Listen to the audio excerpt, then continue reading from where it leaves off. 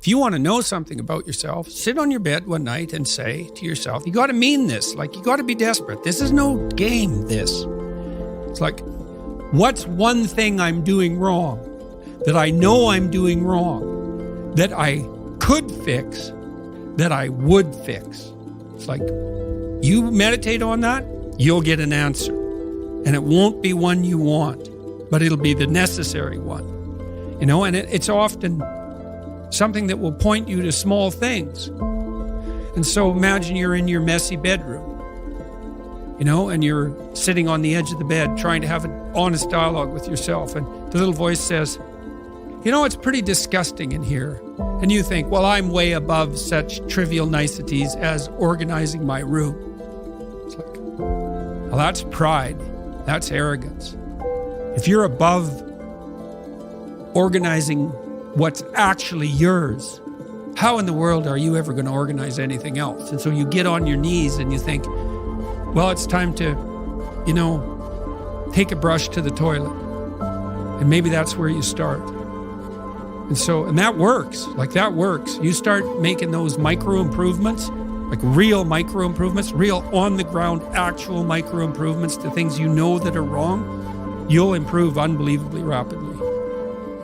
My life is not everything I want it to be, and perhaps it's not everything that I need it to be. And by need, I mean my life is so unbearable that the suffering that's attendant upon that is make me nihilistic, cynical, bitter, resentful, homicidal, genocidal, unable to have a good relationship, prone to punish people for their virtues because of my jealousy, driving the proclivity to see evil everywhere except within my own heart. Like, these are problems, man. And you ask yourself, you sit on the bed and say, okay, man, I'm ready to learn something. We kind of experience life as if we're tossed into it, thrown into it. You know, you're male and not female. You're Hindu and not Christian. You're tall and not short. You have an arbitrary range of talents and an arbitrary range of limitations, none of which, in some sense, you chose. It's the cards you're dealt.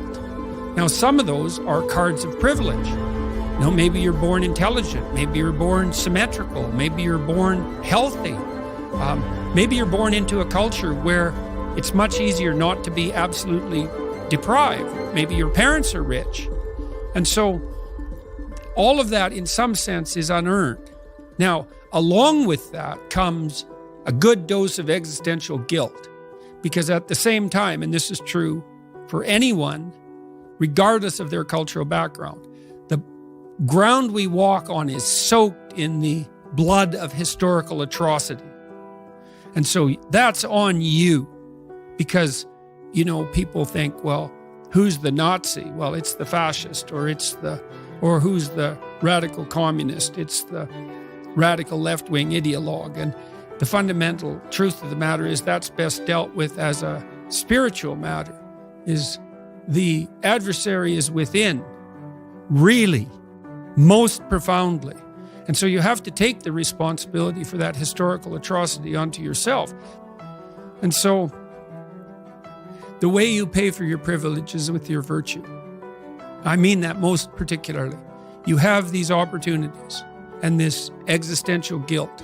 And the way you expiate that and atone is by doing your best to live the best possible life you can manage, to speak the truth, to treat people with respect, to abide by the principles of the dignity of the individual, and to put your house in order. And that's how you pay for your unearned privilege. All of us.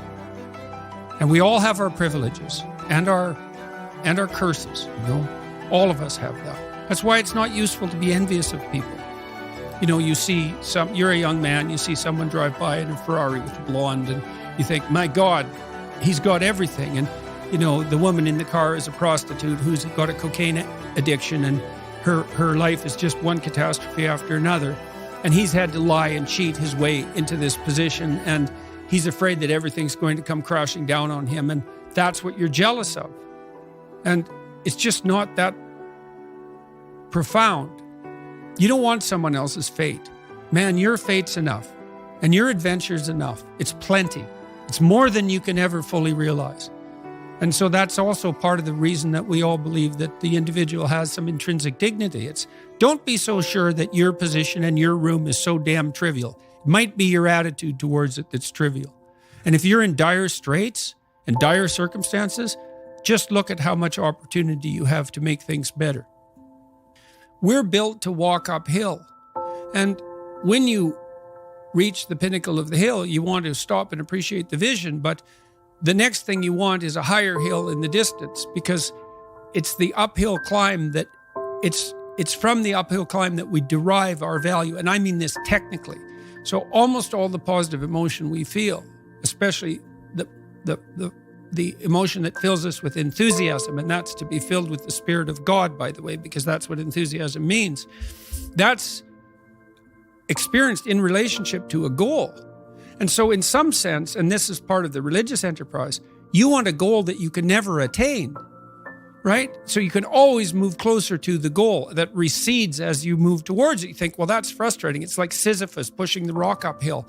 But it's not, because as you pursue that goal, you put yourself together and your life does get better and richer and more abundant. And that's why the highest levels of virtue and goal are in some sense transcendent.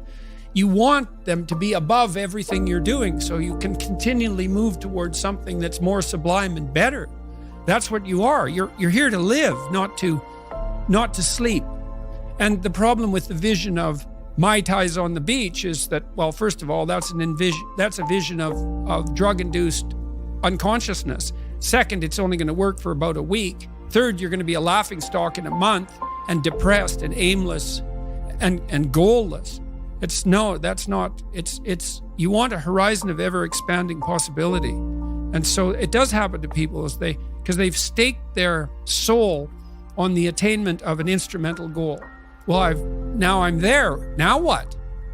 Well, the answer can't be, well, I'm going to live in the lap of luxury and never have to leave the faith. What do you want to be? A giant infant with a gold bottle? You never have to do anything but lay in your back and suck? No, you want to be like an active warrior moving uphill with your sword in hand. And that's dynamic, that's exciting. And that's why so many young men disappear into video games. That's all acted out in the video game. So they have to act that out in their own life. Not that I despise video games, because I don't, but they're not a substitute for life. They might be good training under some conditions for life. So wherever I go in the world, people come up to me and they're usually, I wouldn't say they're happy to see me. They're often in tears, and they often have a pretty rough story to relate. They were suicidal or nihilistic or homicidal or trapped, desperate, and they tell me that real fast. And then they say, I've overcome that to a large degree, and thank you for that. And you think, well, that's really something to have that happen over and over. In some ways, you might think, well, how could anything better possibly happen to you than to have people come up to you all over the world, strangers, and open themselves up like that, like they're old friends so quickly. But at the same time, it's an awful thing, because you see, even in the revelation of their triumph, the initial depth of their despair.